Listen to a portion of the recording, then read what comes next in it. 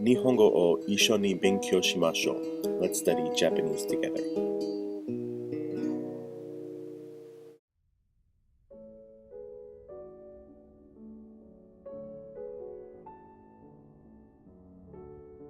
Alright, so I'll try to quickly explain to you how I've been studying. This video is getting a bit long, so I'll try to go quick.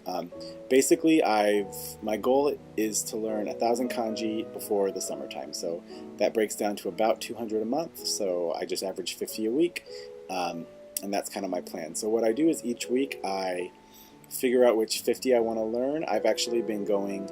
There's a frequency, a list of the kanji sorted by frequency in the back of the kanji dictionary. So I figured for me, since I'm trying to do this quick, I'd probably be better off learning kanji that I'm going to see more than learning, obscure ones. Some of the ones in the general use that they start with aren't really used that much in compounds, so I thought learning the most frequent ones would probably be best first. So each week I just I write them down. I think you really have to write them to learn them. I don't think you can do flashcards. I mean, you might learn them a little bit, but I think you really have to write them to understand them and be able to sort of instantly tell which one it is. So just if you want to see, I just have several notebooks. I usually write the definition, and then I just write like a line of that kanji. And I just do it when I'm watching TV or something, at the end of the day. So it probably takes about maybe 40 minutes to an hour to do all 50. The first couple times it gets faster, obviously, the more, as you get better at those kanji. So it takes a little bit of time, but, I'm usually just watching TV and relaxing in the evening, so I don't mind. I kind of actually enjoy it. So, and then what I do at the end of the week, I just keep writing those kanji once just to keep them fresh in my mind as I start learning more for the following week. What I did, I've only been doing it for a month and a half, so my plan is this.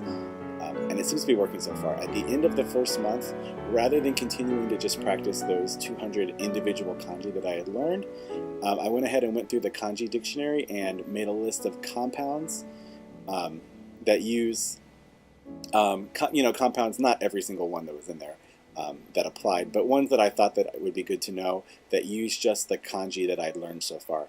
So as I start heading into the next month, rather than continuing to study the individual kanji from the previous month, I'm going to start studying them in compound form, which I think is more useful because sometimes, the definition that they give you in the dictionaries is very broad, and sometimes you have to see how it's used in compounds to really understand the meaning of it. So that's my plan, and it seems to be working so far. I've been doing it for about 6 weeks, and I know about 305. I added a few extra that I had just learned on my own because I kept seeing them and wanted to know what they meant. So that's what I've been doing.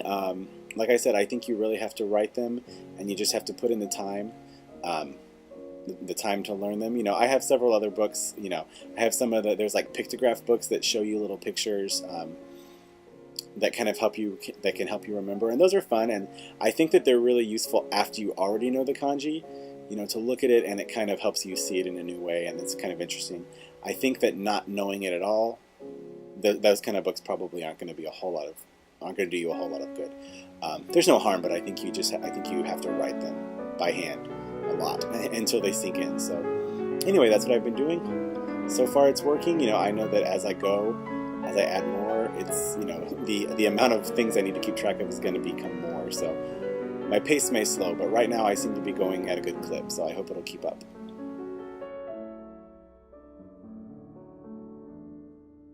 Real quick before I'm done, I wanted to show you a little bit about the way that kanji are combined to make compounds if you've never studied it, just because I think it's interesting, and maybe it'll show you the way that it can help you with your vocabulary and how it's really interesting. So I'm going to show you 3. I'm going to put them on the screen just to show you. So the first one we're going to do is tamago, which is Japanese for egg. The compound contains 2 individual kanji. I have them written down. So the first one is the kanji for round object, and the second kanji is the kanji for child. So round object and child together equals egg. It makes perfect sense to me. All right, the next one we're going to do is chizu. Chizu is Japanese for map. It consists of the individual kanjis for land or earth, and drawing. So a map is a drawing of the land. So it makes perfect sense. Let's do one more. This one, I like this one since I'm a musician. Ongaku, which means music, consists of the kanji for sound and the kanji for pleasure. So pleasurable sound is music. So just a few neat compounds that I like, sort of shows you the way that they're combined. It actually makes a lot of sense, and I've noticed now that I'm starting to learn more kanji, I actually find it easier to read, assuming it's a kanji that I know, I would rather see it in kanji than have to read it in hiragana.